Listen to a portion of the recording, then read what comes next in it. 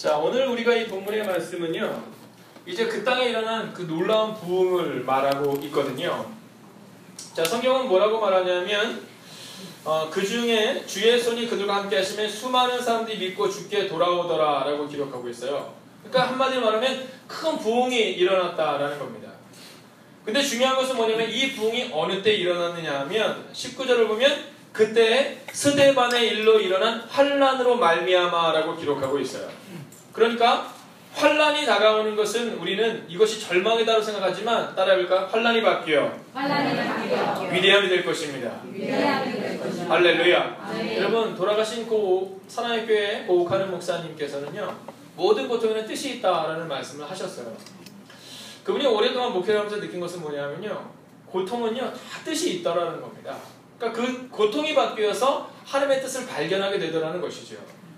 오늘 본문의 말씀을 보면 큰 부흥에 대해서 말하고 있는데, 이 부흥이 시작될 수 있었던 이유가 어디에 있냐 하면 스데반의 일로 일어난 환난으로 말미암아 흩어졌던 사람들이 복음을 전했고, 그리고 놀라운 부흥이 나타났다라는 사실을 우리 가운데 말하고 있다는 겁니다. 오늘 혹시 여러분의 삶 가운데 아픔 가운데 있는 영혼이 있으시다면 믿음으로 이기시기를 주의 이름으로 축원하겠습니다. 아멘. 오늘 여러분 가운데 환난이 있다면 그 환난을 넘어서기를 주의 이름으로 축원하겠습니다. 아멘. 여러분, 1850년에 이제 이 아일랜드 땅에 주식이 뭐였냐면요, 감자였었어요. 감자. 그런데 이 감자가 전염병이 돈 겁니다. 그래서 감자가 생산이 안 되는 거예요. 그 일로 인해서 몇 명이 죽었냐면 약 100만 명이 아사했습니다. 여러분, 100만 명이면요 정말 적지 않은 일인데 이 100만 명이 굶어 죽은 겁니다. 자, 100만 명이 굶어 죽고 먹을 것이 없게 되니까 그 당시에 어떻게 했냐면 아일랜드인들이 이민을 적극 권장했습니다. 1840년대 영국의 식민지배를 받던 아일랜드에서는 이 감자의 대흉작으로 대기근이 발생했을 때 자그마치 몇몇 명이 그들이 죽었냐면요, 학자들마다 100만 명, 150만 명 이렇게 조금씩 다르긴 하는데요, 약 800만 명 중에서 아일랜드 중에서 150만 명이 죽었다는 거예요. 150만 명이 잘 와닿지 않으시죠? 한마디로 하면 광주광역시 전체가 굶어 죽었다고 보면 되는 겁니다. 그 일로 인해서 1840년대부터 1860년대 사이에 170만 명의 사람들이, 이 아일랜드인들이 미국으로 이민을 가게 됩니다. 자, 배고파 건너온 이 아일랜드인들은요, 당시 미국에서 차별과 멸시의 대상이었어요. 왜냐하면 먹을 것이 없어서 이민을 온 사람들, 실패해서 이민 온 사람들이라는 마음이 컸다라는 거죠. 근데 그때 이 아일랜드의 작은 도시 모니골에서 구두 수송공으로 일했던 19세 청년이 있습니다. 이 청년도 먹을 것이 없어서 미국으로 이민을 오게 된 겁니다. 자, 여러분, 이 아일랜드 사람들이 그 당시에 얼마나 이 차별 대우를 받았느냐 하면요, 먼저 와 있던 이 개신교 이 영국인들이 아일랜드인들이 식민지 출신이고, 그리고 그들의 종교가 좀 다르다는 이유 때문에요, 사람을 채용할 때 NINI 이렇게 써 있었어요. 그러니까 뭐냐면 No Irish Need Apply라는 뜻입니다. 이게 뭐냐면 우리는 아일랜드 사람들은 지원할 자격이 없다라는 겁니다. 여러분, 굶어 죽지 않기 위해서 미국으로 건너갔는데 거기서도 차별 대우가 하는데 살아가는 겁니다. 그런데 이 19살의 이 청년이 그 환난으로 인하여서 미국으로 건너갔지만 최선을 다하는 삶을 살아가기 시작합니다. 그리고 그의 후손들에게 강력한 영향력을 끼칩니다. 그 후손이 누구냐면 바로 지금의 미국 대통령 버락 오바마입니다. 환난으로 인하여서 아일랜드에서 건너갔던 19살의 구두수성, 그가 하나님과 함께 최선을 다하는 삶을 살아가고, 그리고 그가 미래를 그렸을 때 끝내는 그를 통하여서 그의 후손 가운데 버락 오바마 같은 위대한 인물이 나올 수 있었다는 겁니다. 이 버락 오바마 대통령이 얼마 전에 이 아일랜드 방문했거든요. 방문해서 자기의 이 조상의 그 살던 곳을 찾아갔던 그 장면이 나옵니다. 지금은요, 미국에 3,600만 명 정도의 이 아일랜드들이 있다고 합니다. 여러분, 170여 년 전 미국으로 이민은 그의 조상, 환난으로 인하여 시작되었던 그 일들이 지금 미국을 움직일 뿐만 아니라 세계를 움직이는 역사로 나타나게 되었다는 겁니다. 여러분, 저는 오늘 여러분의 가문이 또 여러분이 섬기는 교회가, 여러분이 있는 공동체가 여러분 때문에 위대한 공동체가 되기를 주의 이름으로 축원하겠습니다. 만약 그때 이 버락 오바마 대통령의 이 조상이 그 마음 가운데 나는 할 수 없다라고 생각했다면 지금의 버락 오바마 대통령은 없는 겁니다. 근데 그는 할 수 있다는 생각을 가졌고 삶으로 살아냈다라는 겁니다. 여러분 힘든 일이 있으십니까? 삶으로 살아내십시오.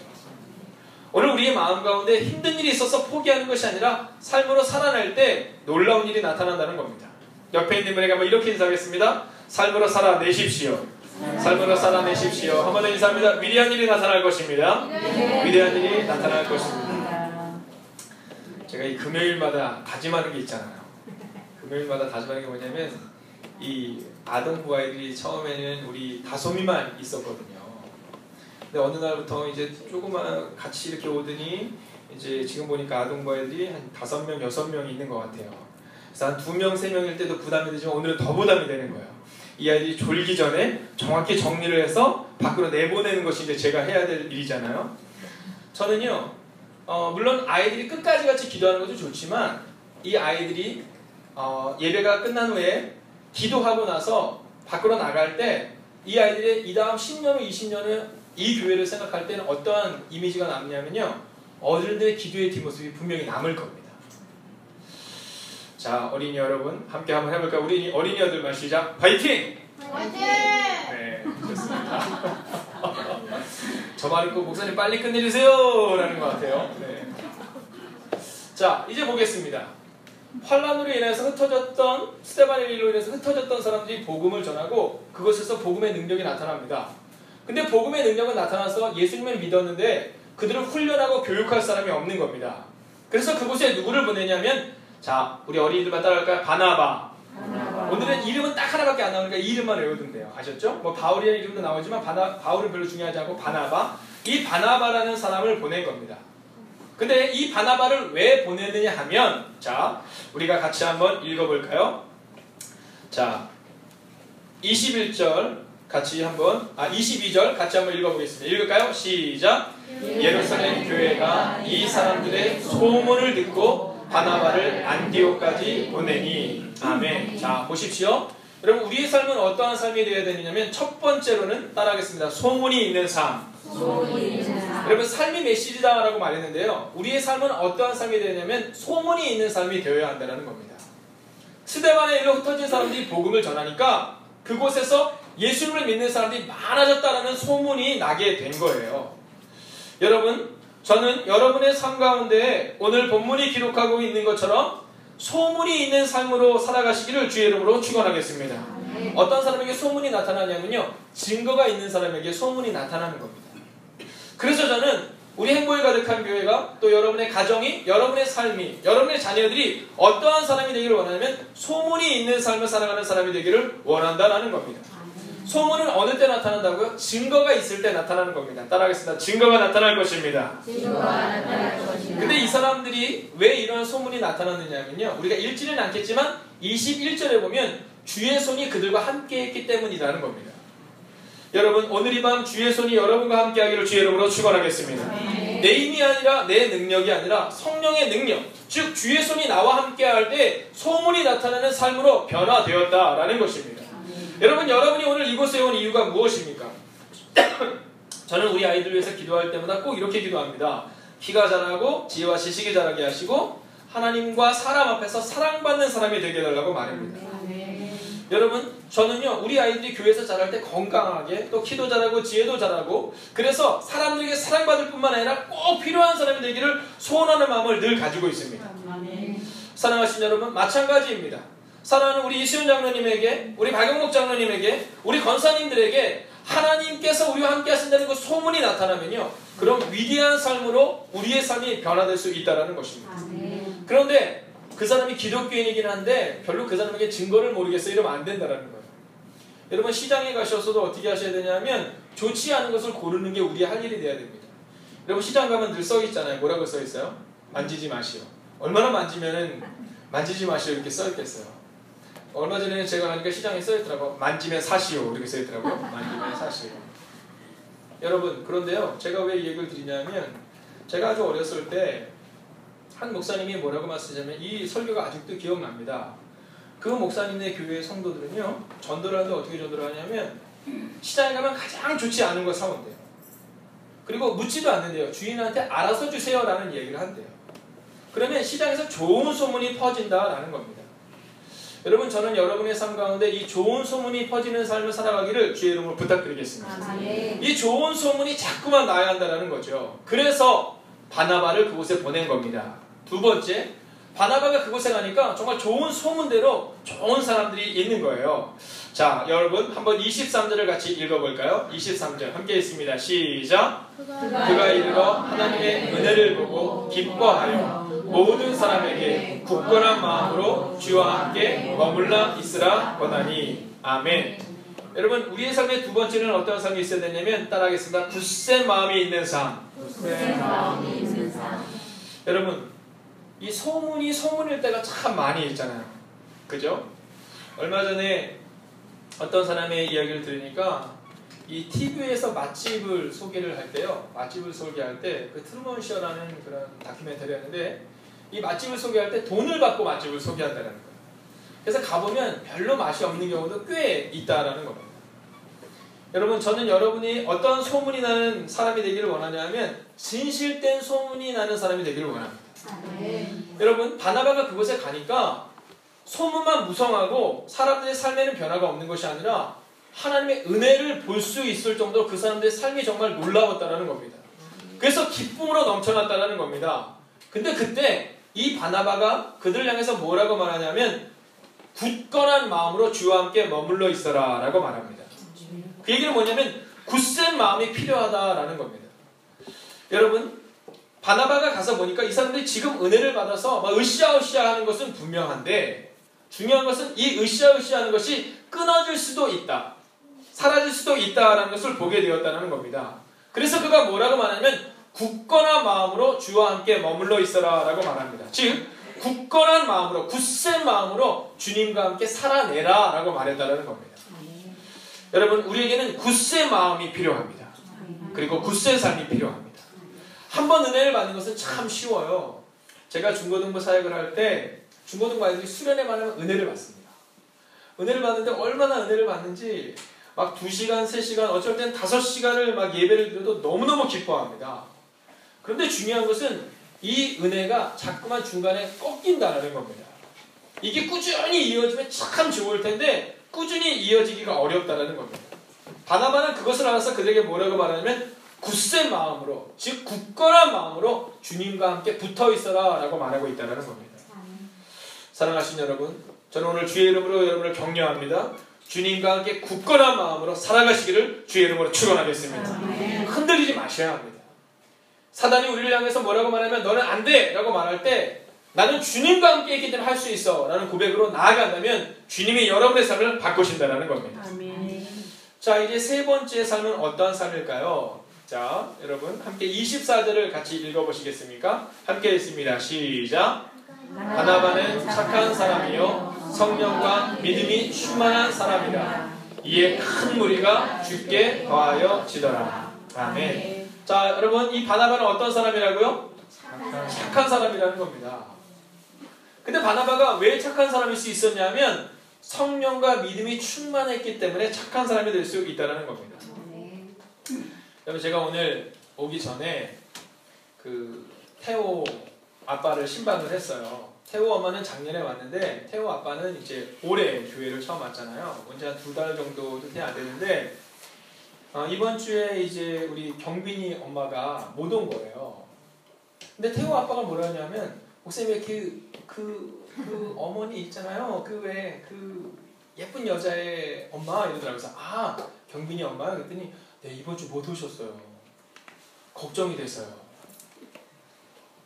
제 마음에는 그냥 너만 잘 나와도 될 것 같은데 네, 이렇게 얘기할 수 있는데 이 태호 아빠가 뭐라냐면 그 경빈이가 너무 예쁜 거예요. 그러니까 이번 주 경빈이가 못 왔는데 혹시 경빈이가 아픈 건 아닌가 하는 마음이 있는 거예요. 아니, 교회 나온 지 지금 2달 정도밖에 안 됐는데 남이 안 나온 것도 이제 눈에 보이고 혹시 얘가 아프면 어떡하나라는 마음이 드는 거예요. 그래서 제가 오늘 제 마음이 너무 감사하고 너무 기쁘더라고요. 여러분 성령이 충만한 사람의 특징은 뭐냐면 착한 사람이라는 특징이 있습니다. 여러분 언제 착해지는지 아십니까? 성령이 충만할 때 착해져요. 언제 여기 나오는지 아십니까? 성령님이 계시지 않을 때 여기 나와요. 혹시 여러분 용서하고 들으십시오. 혹시 교회에서 우리 이수연 장로님이나 박영 목장 혹은 우리 앞에서 찬양하는 우리 성식 형제가 욕하는 거 들어본 적 있으십니까? 교회에서는 없는데 제가 차마 장로님께 머물어보고 성식 형제에게는 운전하다가 가끔 이렇게 툭 운전 안 할 때도 운전 안 할 때도 자 여러분 저도 마찬가지예요. 교회에 있을 때 그렇지 않거든요. 근데 가끔 가다가 오늘 제가 길을 가고 있는데 교회 차를 몰고 가면 꼭 빵빵됩니다. 네, 아무것도 안 붙어있으면 괜찮은데 그럴 때 제 마음에 아이고 저렇게 빵빵 되실 수 있어? 이런 마음이 들 때가 있어요. 어느 때 우리 가운데 화가 나냐면요, 성령님이 나와 함께 하신다는 사실을 잃어버릴 때. 여러분 오늘 바나바가 착한 사람이다라고 말하는데 태어나면서부터 착한 사람일 수도 있습니다. 그러나 성경은 분명히 인과관계를 말하고 있는데 그가 성령과 믿음이 충만한 사람이었기 때문에 착한 사람이었다라고 말하고 있다는 겁니다. 사도행전 1장 8절을 보면 오직 성령이 너희에게 임하시면 너희가 권능을 받고 예루살렘과 온 유대와 사마리아와 땅끝까지 내 복음의 증인이 되리라. 여러분 복음의 증인이 되라라고 말씀하는 것이 아니라 성령을 먼저 받으라라고 말하고 있다는 거예요. 착한 사람이었기 때문에가 아니라 성령을 받은 사람이었기 때문에 성령과 동행하는 사람이었기 때문에 그는 믿음이 충만했고 착한 사람이었다는 겁니다. 여러분 이 성령 충만의 사건은요 구약에도 지속적으로 나옵니다. 사사기 13장 24절과 25절에 보면 우리가 잘 알고 있는 인물이 나오잖아요. 역사상 가장 힘이 셌던 인물 누굽니까? 삼손이라는 인물이 나오거든요. 근데 이 삼손에 대해서 성경은 뭐라고 말하면 소라와 에스다올 사이 마하데넬에서 여호와의 영이 그를 움직이기 시작하셨더라. 즉 성령이 그를 움직이기 시작하셨을 때 그가 위대한 삶을 살 수 있었다라는 겁니다. 삼손의 전성기의 시작은 어디에서냐면 바로 여호와의 영이 그를 이끌어갈 때 삼손의 전성기가 시작되었고 삼손의 실패는 어디서부터 시작되었느냐 하면 성령이 떠나갔을 때 바로 그때부터 삼손의 실패가 시작되었다는 겁니다. 여러분 저는 여러분의 삶에 성령의 사로잡힌 삶이 가득하고 충만하시기를 주의 이름으로 축원하겠습니다. 여러분 우리가 다음 주에 볼 말씀은요 예고입니다. 예고. 다음 주에 보면 안디옥에서 비로소 그리들이 그리스도인이라는 칭호를 듣게 되었더라라는 말씀을 가지고 함께 말씀을 나누게 될 텐데요. 여러분 이 그리스도인이다라는 이 이름은 두 가지 의미가 있는데 하나는요 그리스도에게 속한 사람이다라는 의미가 있고요. 두 번째는 어떤 의미요? 친절한 사람, 즉 착한 사람이었다라는 겁니다. 여러분 바나바가 섬겼던 그 교회의 성도들이 어떤 고백을 듣게 되냐면 착한 사람들의 모임이라는 고백을 받게 되었다는 겁니다. 그리스도인에게 속한 사람들이라는 고백과 함께 어떤 고백이 있냐면 바로 착한 사람이라는 고백이 그들 가운데 있었다라는 겁니다. 오늘 제가 교회에 오는데요. 오늘 오전에 그 우체국 택배에서 연락이 왔어요. 그래서 전화를 받았더니 등기가 왔다라는 겁니다. 등기가. 제가 들어와서 알겠습니다. 등기를 받아보니까 그 등기의 내용이 어떤 것이냐면 이제 행복이 가득한 교회가 2015년 우리 감리교 연회에서는요 교회들을 이렇게 선정을 해요. 한 200개 교회 중에서 한 10%의 정도의 교회, 그러니까 약 20개의 교회를 선정해서 저희 지방에서도 이제 2개가 선정이 되는데 그 선정을 해서 그 교회가 부흥할 수 있도록 기도와 격려를 함께 해줍니다. 그런데 거기에는요 우리에게 축복도 있지만 의무감도 함께 있다는 겁니다. 어떤 의미가 있냐면 지금 한국 교회가 어려운 시대를 살아가는데 지금 서울연회에서 후원하고 서울연회에서 기도하는 여러분의 교회는 성장해야 될 의무가 있다라고 말하는 겁니다.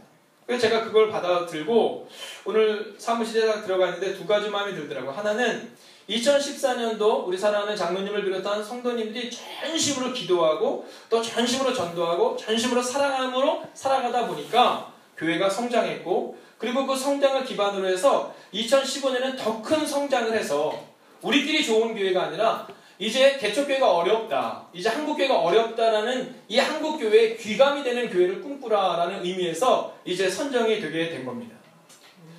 여러분 이것은 우리 가운데 의무감으로 다가와야 한다는 겁니다. 야 우리 교회가 그거에 선정되었으니까 2015년은 좋겠구나. 2015년은 우리가 전도할 수 있는 전도 물품도 우리가 연회에서 받게 되고 참 여러 가지 좋은 게 많겠구나 라고 생각할 수 있지만 그것도 틀린 얘기는 아니지만 더 중요한 것은 뭐냐면 하루속히 하나님의 거룩한 부흥을 통해서 하루속히 또 다른 누군가를 섬겨야겠구나라는 그 귀한 마음을 가져야 한다는 겁니다. 근데 그러한 교회가 되기 위해서는 무엇이 필요하냐 하면 오늘 본문이 기록한 것처럼 소문이 있는 교회. 두 번째는 굳센 마음으로 2015년을 넉넉히 살아가는 그러한 교회. 그리고 마지막으로는 성령과 믿음이 충만해서 착한 사람들이 모여있는 교회가 되어야 한다는 겁니다. 사랑하신 여러분, 여러분이 이런 사람이 되기를 주의 이름으로 축원하겠습니다. 함께 한번 옆에 있는 분을 이렇게 축복할까요? 소문이 있는 2015년이 될 것입니다. 한 번 더 인사하겠습니다. 굳센 믿음을 가진 2015년이 될 것입니다. 착한 사람이 되는 2015년이 될 것입니다.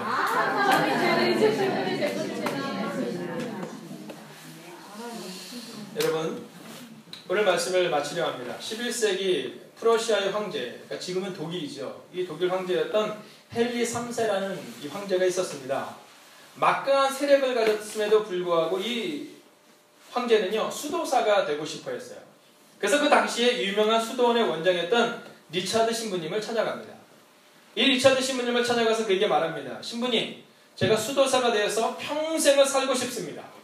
제가 하나님을 위해 평생을 살고 싶습니다. 제가 이제 황제의 지위를 내려놓고 이 땅에서 살아가겠습니다. 저를 받아주세요 라고 말합니다. 그러자 이 리차드 신부는 황제를 쳐다보면서 이렇게 물었습니다. 황제 폐하, 아무리 황제 폐하라 하더라도 아무나 수도원에 들어올 수는 없습니다. 두 가지가 꼭 필요한데 첫째는 순종이요, 두 번째는 순명. 자, 우리 어린이들을 위해서 순명은 뭐냐면요, 명령에 따른다라는 의미를 가지고 있어요. 그러니까 이 순명이라는 것은 뭐냐면 내 의지로 명령에 따르는 것이 아니라, 내 의지가 아니라 내게 무언가를 하나님이 시키실 때 그것에 절대적으로 그 명령에 순종한다, 이런 의미가 바로 순명입니다. 자, 이 두 가지를 말합니다. 그러자 이제 이 황제가, 헨리 3세가 이렇게 말합니다. 예, 제가 그것을 따르겠습니다 라고 말합니다. 그러자 이 신부님께서 이렇게 말합니다. 그러면 당신에게 있는 이 두 가지를 한번 확인해 보겠습니다 라고 말합니다. 그리고는 자, 만약에 내가 수도원 원정으로서 수도사인 황제를 향해서 순종을 요구한다면 당신은 순종하시겠습니까? 라고 묻습니다. 그때 황제가 뭐라 하냐면 예, 제가 순종하겠습니다 라고 말합니다. 그러자 이제 두 번째 질문을 하겠습니다. 제가 만약에 당신에게 순명을 요구한다면, 하나님의 이름으로 명령을 요구한다면 당신은 그 명령을 따르겠습니까? 라고 말합니다. 그러자 이 황제가 예, 따르겠습니다 라고 말합니다. 그때 이 신부는 그를 향해서 이렇게 말합니다. 황제 폐하, 이제 당신의 왕의 보좌로 돌아가십시오. 그리고 궁으로 들어가서 평생을 백성을 섬기고 하나님을 섬기듯이 그 백성을 섬기겠다는 마음을 가지고 일생을 살아가십시오. 이것이 바로 하나님이 당신에게 주는 명령입니다 라고 말합니다. 헨리 3세는 거기서 큰 감동과 은혜를 받습니다. 그리고 왕궁으로 돌아옵니다. 그리고 그는 그곳에서 하나님을 섬기듯이 세상의 사람들, 즉 그들의 백성들을 섬깁니다. 그래서 이 헨리 3세가 이 프러시아, 즉 독일에서 위대한 황제가 될 수 있었다는 겁니다. 그가 죽은 다음에 그의 묘비병에 이렇게 써 있었다고 합니다. 나라와 백성을 진실로 성실하게 섬겼던 황제, 수도사 황제, 그가 여기에 잠들다라고 말합니다. 여러분, 그는 삶으로 살아낸 겁니다. 수도원에서 수도사로 살지는 않았지만 황제의 삶을 살아낸 겁니다. 그리고 후대에 사람들은 그를 향하여 수도사 황제였다라고 그를 평가합니다. 사랑하신 여러분, 여러분은 어떤 평가를 듣기를 원하십니까? 저는 오늘 여러분의 삶 가운데 삶으로 살아내는 메시지를 통하여서 그리스도 예수를 증거하고 그리스도의 살아계심을 선포할 수 있는 삶을 살아가기를 주의 이름으로 축원하겠습니다. 여러분, 오늘 기도할 때 소문이 있는 여러분의 삶을 위해서 기도할 때 간절히 기도하십시오. 주의 손이 그들과 함께 하심으로 소문이 퍼져나갈 수 있었던 것처럼 주의 손이 여러분과 함께 할 때 여러분의 삶이 바뀌고 여러분의 가정이 바뀌고 여러분의 교회가 바뀌게 될 것입니다. 사랑하신 여러분, 내 힘으로는 할 수 없지만 하나님의 힘으로는 할 수 있다는 것이죠. 자, 오늘 우리가 기도하기 전에 아까 불렀던 찬양인데요, 세 번째 부르긴 하지만 같이 일어나 걸으라, 우리가 함께 이 찬양하고 그리고 함께 기도하기를 원합니다. 자, 이번에 부를 때는요, 뒤에